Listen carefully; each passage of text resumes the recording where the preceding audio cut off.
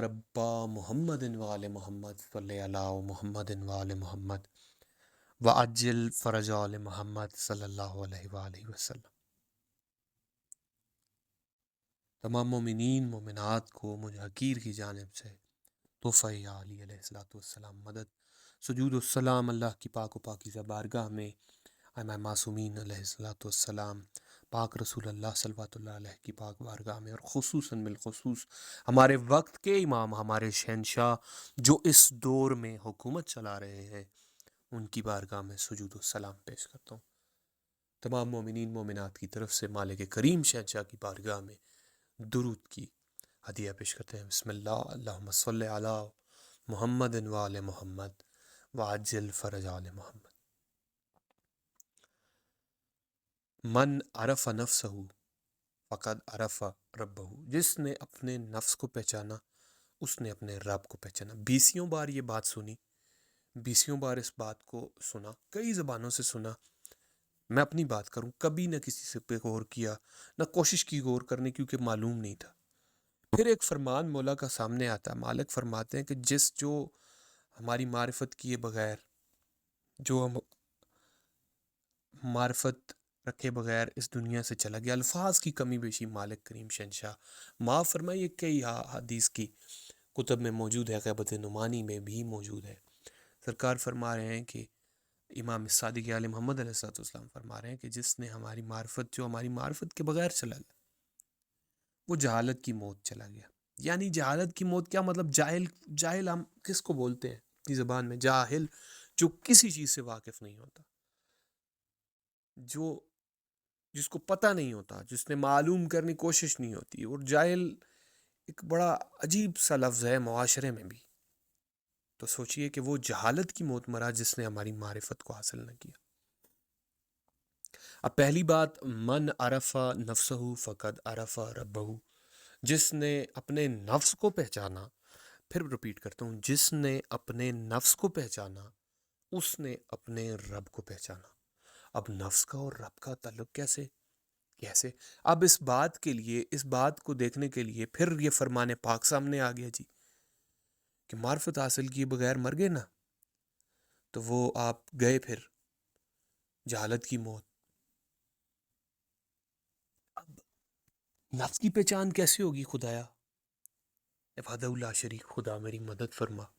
اچھا ایک بات یہ بول دوں، یہ الفاظ میرے نہیں، صرف زبان استعمال ہو رہی، باقی یہ الفاظ آج سے پہلے کئی دفعہ یہ بات سنی، سمجھی، بس ایسے ہی باتوں میں، جس طرح وہ منہ زور ہے نا کسی پر امپریشن جمانے کے لیے، کسی کا کوئی کبھی یہ بات کر دی، لیکن اصل مقصد اس کا پتہ نہیں تھا، پتہ ابھی بھی نہیں ہے، پروسیس سمجھانے کی کوشش۔ لیکن جو چیز دماغ میں آئی ہے، جو چیز سائیوں نے کرم کیا ہے، مرشد پاک نے کرم کیا ہے، سرکار نے چیز ذہن میں ڈالی ہے، وہ آپ کے گوش گزار کر رہا ہوں۔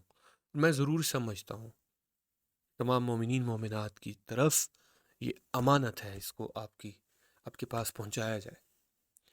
اچھا جی، اپنے موضوع کی طرف واپس آتے ہیں کہ نفس کی پہچان، رب کی پہچان کیسے؟ اب نفس کی پہچان کرنی کیسے؟ نفس ہے کیا؟ نفس کی پہچان کیا ہے جی؟ اپنی تخلیق پر، اپنی خلقت پر، جو ہم خلق ہوئے یا ہم تخلیق ہوئے، ہم اس دنیا میں آئے، اس پروسیس پر غور کرنا ہے۔ اللہ قرآن میں کہہ رہا ہے جی کہ تمہیں پانی کے ایک نجس قطرے سے، اچھلتے ہوئے ایک پانی کے نجس قطرے سے پیدا کیا گیا، تمہیں ماؤں کے رحم میں رکھا گیا، تمہارے منہ پر خول ڈال دیا گیا تاکہ تمہیں کرات نہ آئے، بھلا گمان کرتے ہو کہ جنت میں جاؤ۔ اب ہمیں اپنے نفس کی پہچان کے لیے اپنی خلقت پر، جو ہمیں تخلیق پر، جیسے ہم خلق ہوئے، وہ پروسیس کیا تھا، کس پروسیس کے تھرو ہم اس دنیا میں آئے، اس پر غور کرنا ہے۔ اور اس کا جواب ہمیں سب سے پہلے قرآن میں مل رہا ہے۔ ہمیں انسان کو اس کی اوقات دکھائی جا رہی ہے۔ اللہ وحدہ لا شریک، کریم ذات، وہ انتہائی کریم ذات انسان کو اس کی اوقات دکھا رہی ہے کہ تمہاری اوقات کیا ہے، میری اوقات کیا ہے، کسی بھی انسان کی اوقات کیا ہے. اچھا جی، اللہ کہہ رہا ہے کہ جی پانی کے ایک نجس قطرے سے تمہیں پیدا کیا گیا. ویسے ہی ہے، ہم دیکھ رہے ہیں، سمجھدار ہیں، بچے نہیں ہیں، ہمیں پتہ ہے، معلوم ہے. آج کل تو ویسے بھی اتنا فاسٹ دور چل رہا ہے کہ وہ چیزیں جو ہمیں کبھی بہت اوپر جا کے پتہ چلتی تھیں وہ اب بہت جلدی پتہ چل رہی. بہرحال خلقت پر غور، اپنی تخلیق پر غور کیا، معلوم ہوا جی بالکل نجاست ہماری آغاز ہے، اور نجس راستے سے ہم اس دنیا میں آئے، گندے راستے سے اس دنیا میں آئے، اور پھر ہم جب جا رہے ہیں اس دنیا سے تو بھی غسل دیا جا رہا ہے، آ رہے ہیں تو بھی غسل دیا جا رہا ہے. یعنی کہ گند جو ہے نا وہ ہم اپنے اندر رکھ رہے ہیں. اب صبح کو اٹھتے ہیں، منہ سے اسمیل آتی ہے، واش روم جاتے ہیں، تو کیا ہے؟ انسان ہے، یہ اس کی اوقات ہے کہ ہم شروع سے آخر تک نجاست سے بھرے ہوئے ہیں. نجس ہے نا، قرآن کہہ رہا ہے، میں اپنی بات نہیں کر رہا، یہ قرآن کی بات ہے کہ قرآن کہہ رہا ہے تمہیں نجس قطرے سے پیدا کیا، تو اس کا مطلب نجاست ہے. اچھا، اب یہ باتیں سب کو پتہ ہے، سنی بھی ہیں، پڑھی بھی ہیں، غور نہیں کیا. اس کا پہلی بات کہ نفس کو پہچانا ہے. کیسے پہچاننا ہے نفس کو؟ سب سے پہلی چیز اپنی تخلیق پر غور کر لیا، پھر اس پر ایمان لانا ہے. ایمان، کامل ایمان، کامل ایمان، یقین ہو جائے.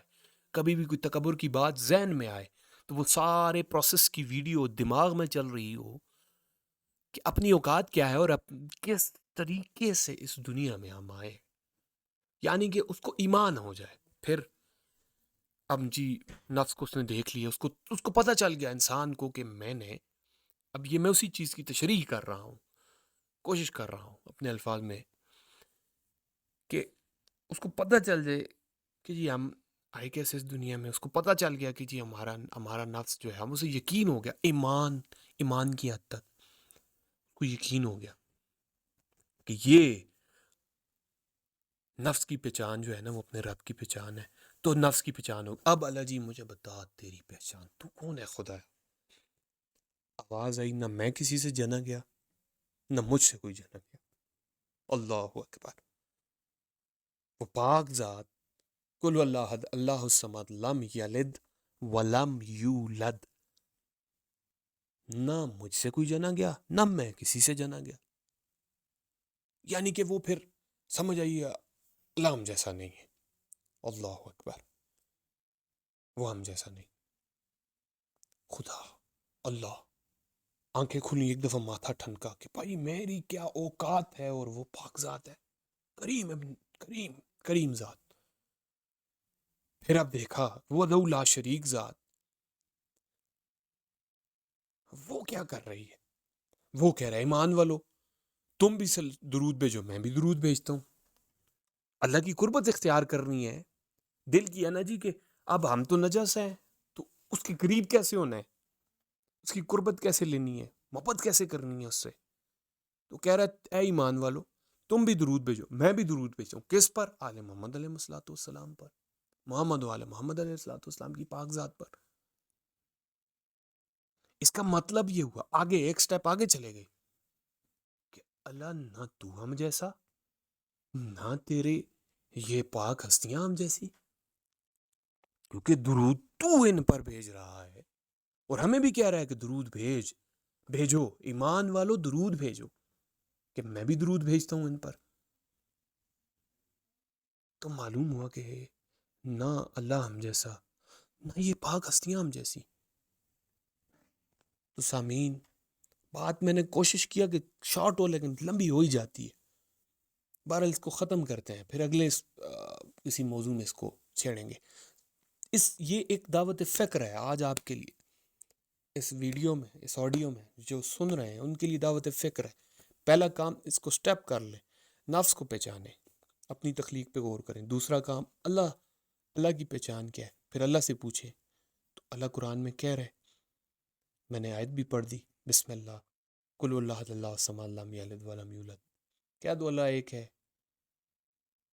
وہ اللہ الصمد ہے، نہ اس سے کوئی جنا گیا، نہ وہ کسی سے جنا گیا. مطلب جو چیز ہم میں ہے وہ اس کی نفی ہے، وہ اس میں نہیں ہے، وہ ہم جیسا نہیں ہے. پھر وہ کہہ رہا ہے جی کہ اب ایسا اللہ جو قادر ہے، بے نیاز ہے، جس کو کسی چیز کی کوئی ضرورت نہیں ہے، جو اللہ ہے، جو مالک ہے، بس مالک ہے نا، وہ جو اس کا چاہے وہ کرے، اس کے امر میں ہے، وہ جو کرے وہ کرے، وہ ہو جائے. تو پھر پوچھا خدا سے، اللہ نے یہ جواب دیا. پھر آگے قربت اختیار کرنے کی کوشش کی، کیونکہ افضل سے محبت ہو جاتی ہے. تو جو چیز ہم میں نہیں وہ پاک ذات میں ہے. ہم نجس ہیں، وہ نجس، وہ نجاستوں سے پاک ہے، وہ اللہ ہے، وہ کریم ہے، وہ غفور الرحیم ہے، وہ رحمان ہے. وہ ان تقاضوں میں آ ہی نہیں سکتا. اب وہ ہم ایسی سوچ ہی نہیں سکتے. تو وہ کیا کر رہا ہے؟ وہ کہہ رہا ہے ایمان والو درود بھیجو علیہ محمد علیہ الصلوۃ والسلام پر، میں بھی بھیجتا ہوں. پھر پتہ چلا یہ بھی ہم جیسے نہیں. اب محبت کا آغاز ہوا. اب پتہ چلا، اب جب اس محبت میں سفر کرتے کرتے کرتے کرتے کرتے وہ جو ریت کی دیوار، کفر کی دیوار ہم نے حائل کی ہوئی تھی نا اپنے اور اس پاک ذات کے درمیان، وہ ریت کی دیوار گرنا شروع ہو گئی. جب وہ دیوار گری تو پھر پیچھے مڑ کے دیکھا، اللہ اکبر، ہم اس جہان میں کیا، وہ یہ تو کچھ اور ہی چیز ہے، جو اگلی منزل ہے یہ تو کچھ اور. ہو سکتا ہے آپ کو یہ باتیں شاید ذہن کے اوپر سے بھی گزر گئی ہوں، لیکن دعوت فکر ہے، سوچئے ضرور. مولا تک پہنچانے والی باتیں یہی ہیں. انسان جب تک اپنی اکڑ کو ختم نہیں کرتا، اپنی میں کو نہیں مارتا. میں کو مارنے کا طریقہ ہی ہے نا، نفس کو پہچانو. کیوں کہہ رہے ہیں نفس کو پہچانا تو اللہ کو پہچانا؟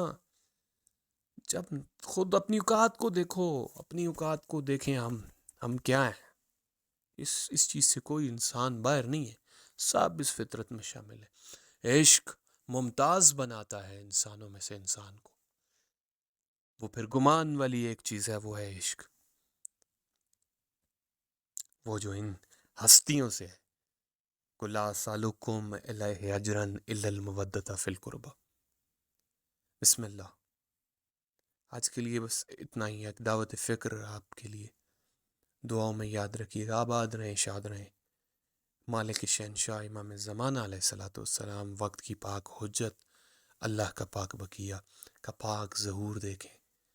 مولا کے رستے ہموار ہوں. ہر دم خیر سادات و مومنین مومنات کی.